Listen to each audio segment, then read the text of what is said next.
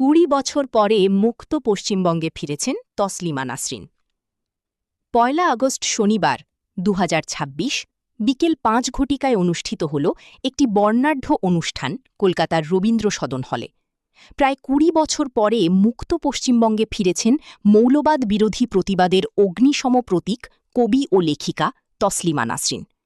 সভাকক্ষে উপস্থিত ছিলেন তাঁকে স্বাগত জানাতে শ্রী শুভেন্দু অধিকারী মহাশয়, মাননীয় মুখ্যমন্ত্রী পশ্চিমবঙ্গ সরকার, ও শ্রীমতী অগ্নিমিত্রা পাল, পশ্চিমবঙ্গের নগর উন্নয়ন ও পৌর বিষয়ক দফতরের দায়িত্বপ্রাপ্ত মন্ত্রী।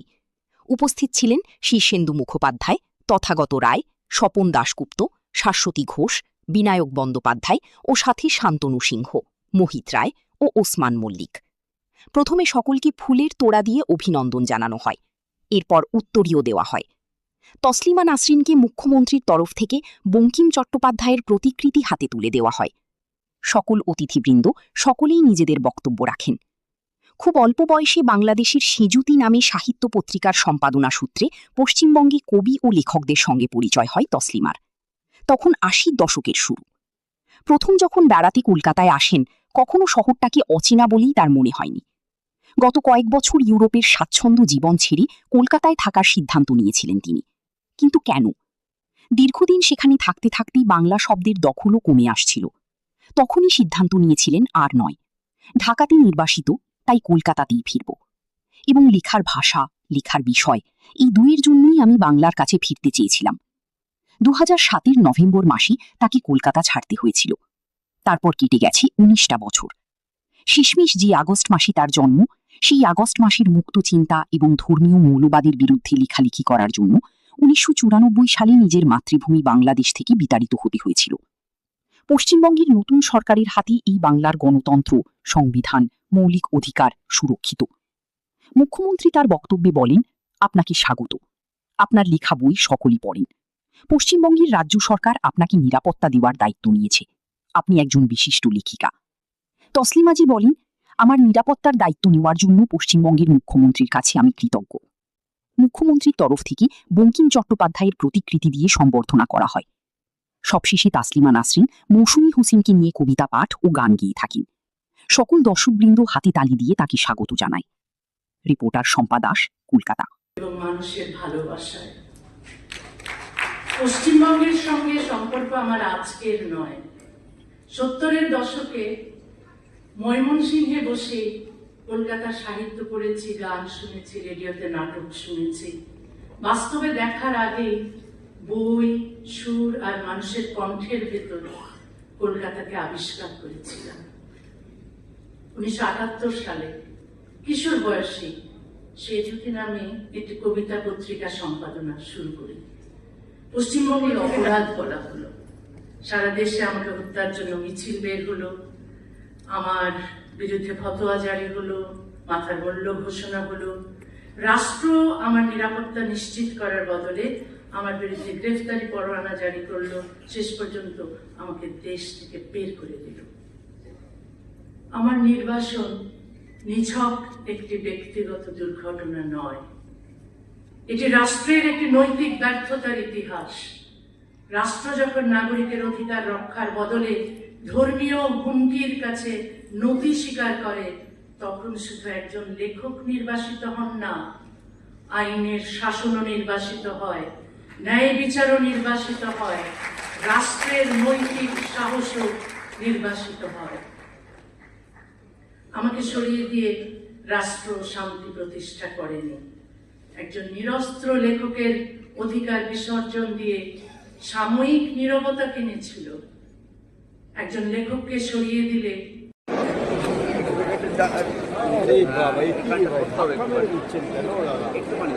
আচ্ছা, অর্গানাইজার বলছি কি স্টেজটা রেডি করে দিন। ভলেন্টিয়ারদের বলছি চেয়ারগুলো সরিয়ে দিন, স্টেজটা রেডি করে দিন। সুদূর আন্দামান থেকে এসছেন অনাদি বিশ্বাস, তিনিও দিদিরূপেকে বইয়ের সংকলন করেছেন, তাকেও মঞ্চে দেখে নেবার পরে।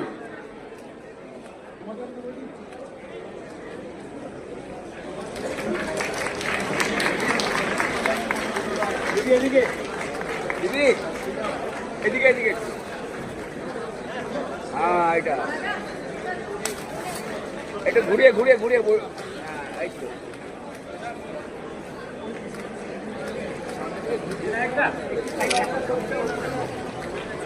আপনারা অবাক হবেন, আজকে অন্তর্রাষ্ট্রীয় কবিতা দিবস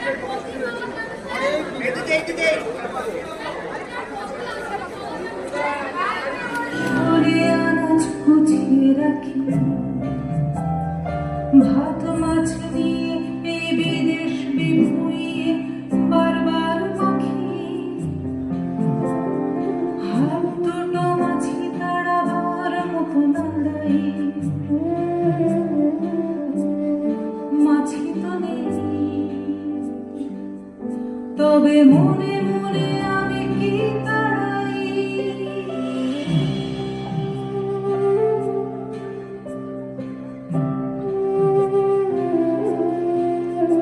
আমি জানি আমি দুঃখ তাই, আমি জানি আমি দুঃখ তাই। কেমন আছো তুমি?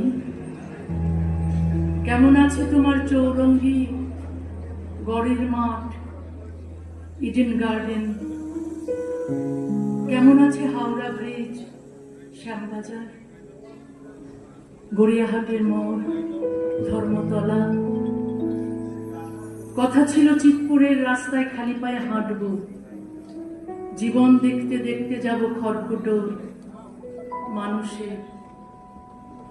কথা ছিল ফুটপাতের তেলে ভাজা, কল বেরোনো ছোলা সেদ্ধ, আলু কাবলি আর লঙ্কার আচার খেয়ে কলতলার ফিরে দাঁড়িয়ে আঁচলা ভরে পান করবো জল। হাওড়া স্টেশনে 16 রকম মানুষের গা ধাক্কা খেতে খেতে হাঁটবো, হুইসেল শুনে দৌড়ে ধরবো ট্রেনের হ্যান্ডেল।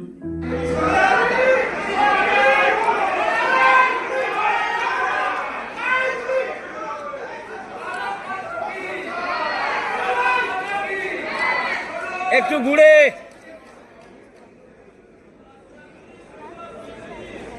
একটু এদিকে ঘুরবেন।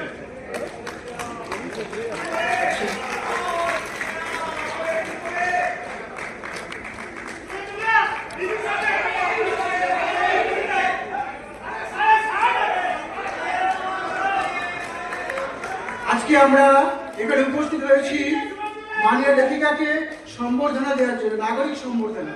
তো আমাদের নাগরিকদের পক্ষ থেকে একটি আমরা সম্বর্ধনার আয়োজন করেছি। সেই সম্বর্ধনার স্মারক মাননীয় মুখ্যমন্ত্রী আমাদের লেখিকার হাতে তুলে দেবেন। আমরা অনুরোধ করছি সবরই জানা এবং শিউলি সাহাকে, তাকে নিয়ে যে বিপুল আগ্রহ এখনো ভারতবর্ষ না, শুধু গোটা পৃথিবীতে। আজকে আপনারা যারা আছেন এখানে, আপনারা অনুষ্ঠান দেখছেন, এছাড়াও বহু লোক ফেসবুকে লাইভে চোখ থেকে আছে, আমেরিকা থেকে, ইংল্যান্ড থেকে, সুদূর north pole to south pole, পৃথিবীর এমন কোনো জায়গা নেই যেখানে লোক ফেসবুকে, ইনস্টাগ্রামে বা টিভি পর্দায় আজকের অনুষ্ঠান দেখছে না। সেই দিক থেকে আজকের দিনটি একটি ঐতিহাসিক দিন। কেন ঐতিহাসিক? আমাদের যে গণতন্ত্রের মূল স্তম্ভ, ফ্রিডম অফ এক্সপ্রেশন, অর্থাৎ মত প্রকাশের স্বাধীনতা, সেই মত প্রকাশের স্বাধীনতায় রুদ্ধ হয়ে